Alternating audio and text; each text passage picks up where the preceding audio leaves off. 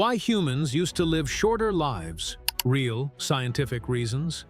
Imagine a world where your parents were buried before they turned 40, where your grandparents were a myth, and growing old was not a blessing, it was a miracle. For most of human history, people didn't die quietly in old age. They vanished in their 20s, 30s, even their teens, not because they were cursed, but because of a handful of invisible force you've never been told about. In this video, we're going deep into the true scientific reasons why humans used to die young and why the odds were stacked against every single one of our ancestors. Infection, the invisible killer. Let's start with the biggest shock. The deadliest enemy of our ancestors wasn't a sword or a wild animal. It was something you couldn't even see. For most of recorded human history, infections were one of the leading causes of death. A simple cut while hunting, farming, or building a shelter could introduce bacteria deep into the body, and there was no way to stop them.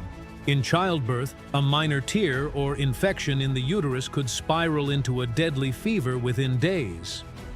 Even drinking water from a nearby river or well, which often mixed with sewage and waste, could carry parasites and microbes that attacked the gut, liver, and lungs.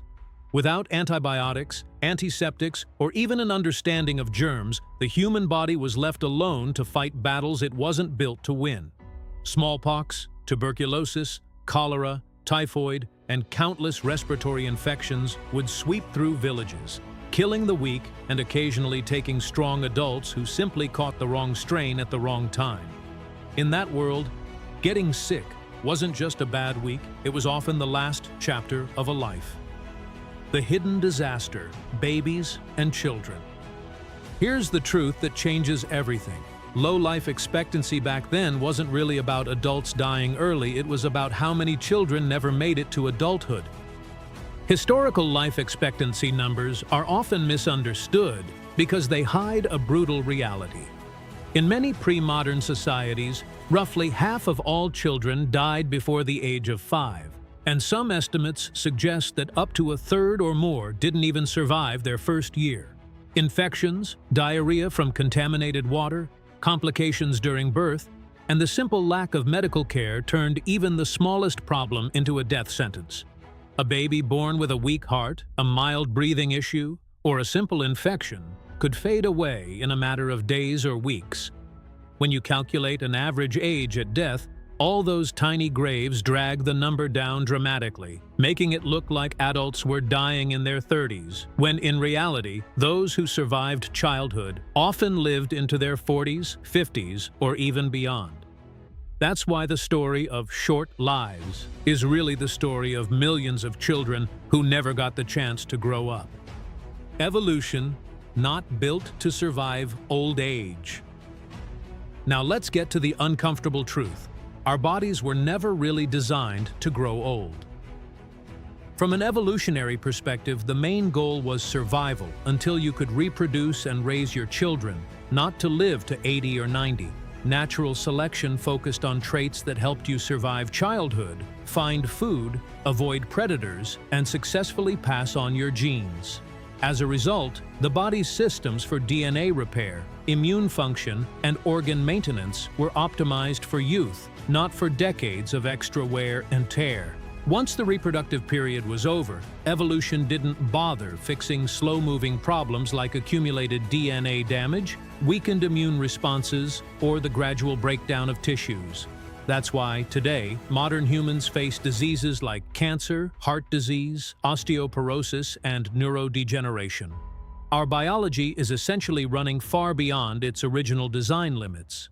We're living in a mismatch between ancient biology and modern medicine, where the very systems that kept our ancestors alive now turn against us as they age. Hunger and famine. The silent hunger trap. Next comes a killer that sounds more like a movie scene than reality. Hunger not as a diet, but as a slow, everyday danger. In early human societies, from hunter-gatherers to early farmers, food supply was highly unstable. Seasons, droughts, floods, pests, and poor crop yields could all lead to sudden famines or long periods of severe malnutrition. Without refrigeration, modern storage systems, or global trade, people often lived day to day, and a single failed harvest could mean months of hunger. Undernourished bodies became extremely vulnerable to infections. The immune system weakened, wounds healed more slowly, and even mild illnesses could turn deadly. In many communities, the cycle of hunger and disease created a constant background threat that quietly cut lives short again and again. Children were hit hardest as their growing bodies needed constant fuel and protection, but even adults could vanish after a few months of scarcity, their organs slowly shutting down from lack of energy and nutrients. Violence and brutal environments. Now let's talk about another force that quietly shortened lives: the everyday violence and extreme conditions of pre-modern life. Humans and early civilizations lived in a far more dangerous world than we do today. Hunting large animals, working with sharp stone and metal tools, crossing rugged terrain, and exposure to wild animals all carried high risks of injury. Tribal conflicts, raids, and warfare meant that many people died from violence or never got proper treatment for their wounds. On top of that, there was little protection from harsh weather. Extreme cold, heat, or storms without proper shelter often led to hypothermia, heat stroke, or disease outbreaks. Broken bones, deep cuts, internal injuries, and even simple infections from a fall could become fatal because there was no way to stabilize or heal them.